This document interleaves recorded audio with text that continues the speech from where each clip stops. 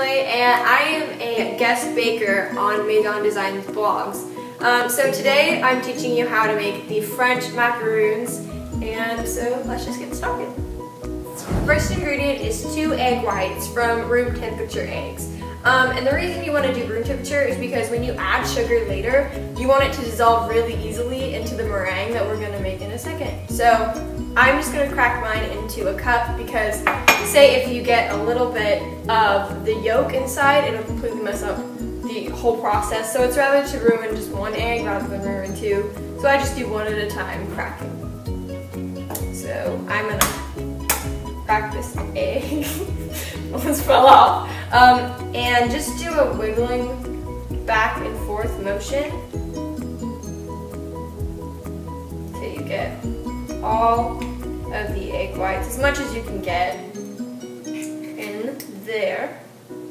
So I'm gonna put that over there, and that's a sink, by the way. So next I'm going to just put this right in the mixture, and the reason also again we want the eggs room temperature so the sugar can dissolve easily. So also try not to get try to avoid your hands because it also has oils, and the oils can also prohibit the meringue from whipping up to its full potential. So I'm going to add both of these eggs in, and you want to whip this alone for about say 1 minute to 1.5 minutes, because you just want this to barely get foamy, not quite to meringue consistency yet, because once it gets foamy you're going to add the 1/4 teaspoon of cream of tartar. So I'm just going to whip that real quick, and then I'll be back once we need to add the cream of tartar. Okay, so I've been whipping this egg mixture on medium speed for about 30 to 45 seconds. It took a lot less time because my eggs were really warm this time. Keep in mind that these weren't cooked, these were just warmed. I just put it in like a teacup and filled it with warm water, and so it would just kind of soak and get really warm. You can leave them out instead of putting them in a cup and then putting water. It makes the process a lot faster. So at this point, it's very foamy. You can come in and get a look at this. This is very foamy at this point. Just the top layer. It's not actually, it doesn't have, it's not stiff or soft peak even. So at this point, I'm gonna add my 1/4 teaspoon of cream of tartar. And then I'm gonna continue whipping until it gets a little bit more foamy and all of it's mixed in the mixture. And then I'm gonna add my 1/4 cup of regular sugar. So at this point, it's slightly more foamy and all the cream of tartar is completely mixed in to this portion of the meringue. Next, we are going to add the 1/4 cup of regular granulated sugar. It doesn't have to be powdered at this point. So all you're going to do is add a little bit at a time. So I'm just going to do half, just because I feel like it goes in a lot faster. Now I'm going to add the other half. Okay, so now you're going to have this mixture whipped until it gets really thick and it forms stiff peaks.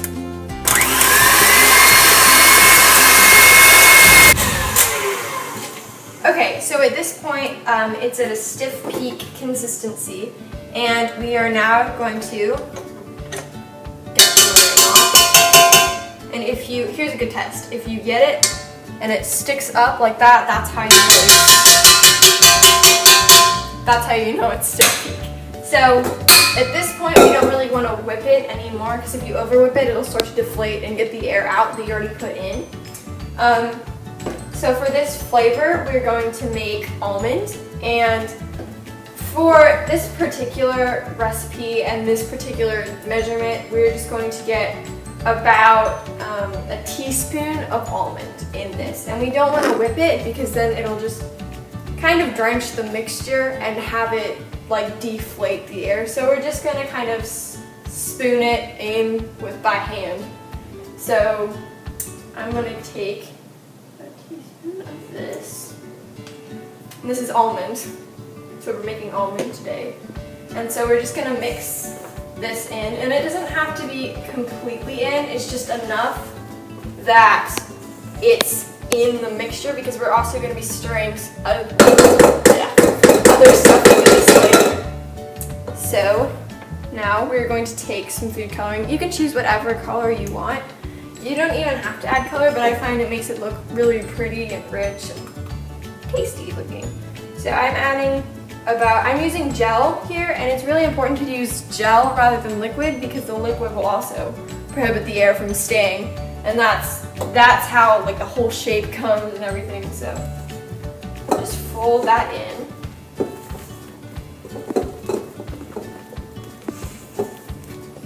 And you can add more or less color at this point. It doesn't really matter how much you stir, but when we add the almond flour and powdered sugar in later, it will matter how much you stir. So I just finished spooning in the extract and the purple gel color, and it's still at stiff peak because none of the air has been completely out of it yet. Next, what we're going to do is we are going to put in our almond flour and powdered sugar mixture, and all the ingredients, measurements, and all the tools you'll need will be listed below. So at this point you're gonna have to hurry, because the oil and the almond will start to break down the air and the fluffiness of the meringue. So eventually it's gonna get thin anyway, but we don't want it too thin to where it's running all over the place like cake batter. So at this point, I usually take this half as well, because we don't want it to have clumps in it, and then we mixed it too much and it's lumpy and it's flat and it's nasty. So at this point, I just add half of this in. And you don't want to stir this too much, because also it will get flat as well. So I'm just taking half at a time. And I usually mix around 50 to 40 stirs, depending on how much I need to mix in. So usually the first round I do 15 to 20 stirs, and then I add the second batch of it in. So I'm just going to stir that, and don't try to stir it like this, just shovel it around. Not shovel, but like, just do it in a circular motion.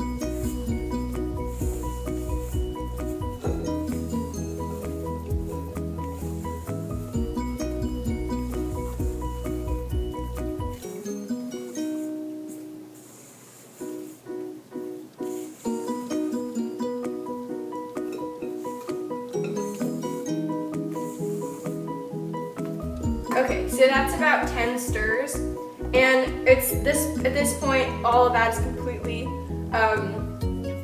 it's completely taken into the mixture. So I'm going to add the other half of the powdered sugar and almond flour mix, and I'm going to mix until I get to either 30, 40, or 50 stirs, depending on how well it is in the mixture, in the meringue.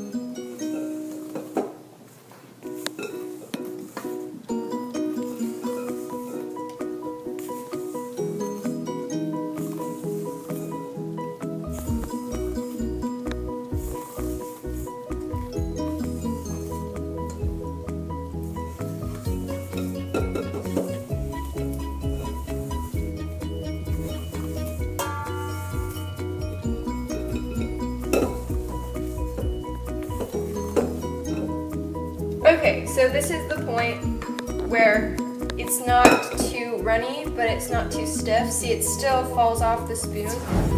So at this point, the meringue is all ready, the macaroon batter is all ready.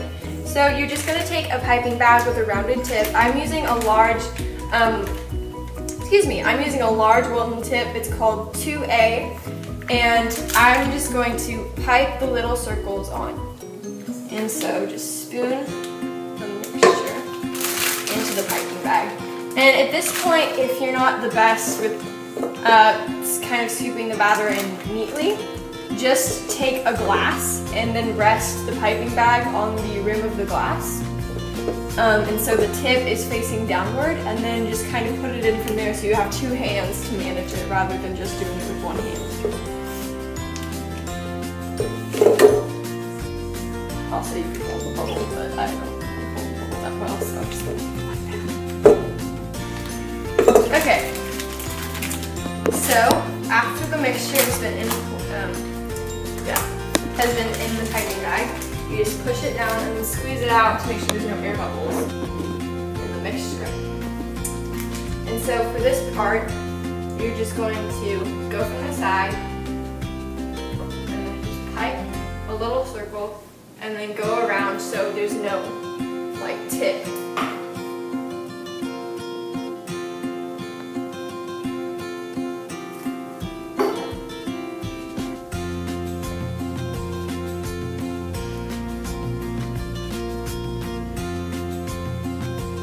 Also, make sure to have your pan have either a silicone mat that is oven approved, or get parchment paper and lay it down. Mine has a print,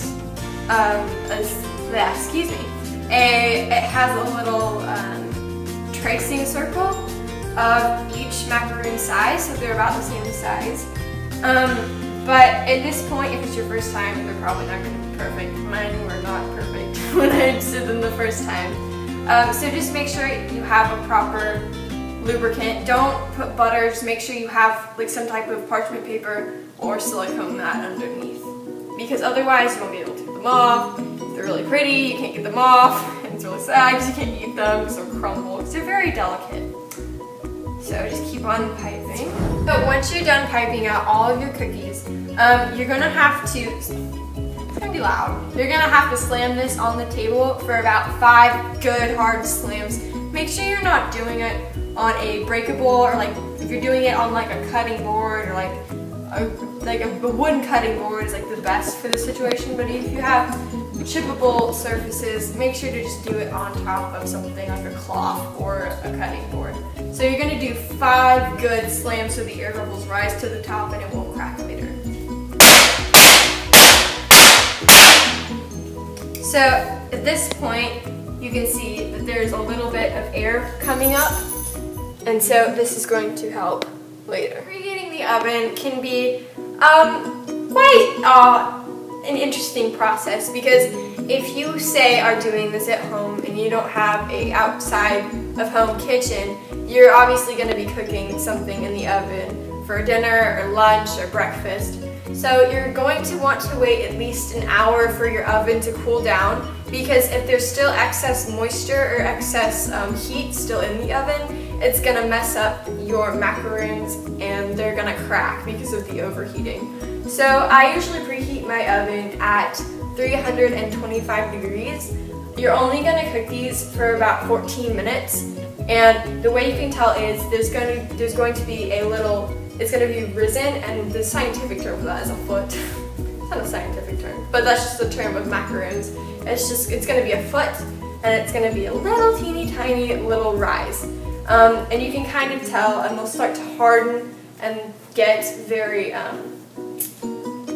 shiny and glossy. So you're going to want to wait before you put these in your oven. You're going to want to wait about 45 minutes so there can be a hard like glaze on top that came out. This is the macaroon, and this is complete with almond filling. It's just icing and powdered sugar, milk, powdered sugar, and butter, along with a little bit of almond extract for the almond flavor. You don't have to add almond flavor if you want to. And yeah, you can decorate it with sprinkles or almonds. So, this is my creation.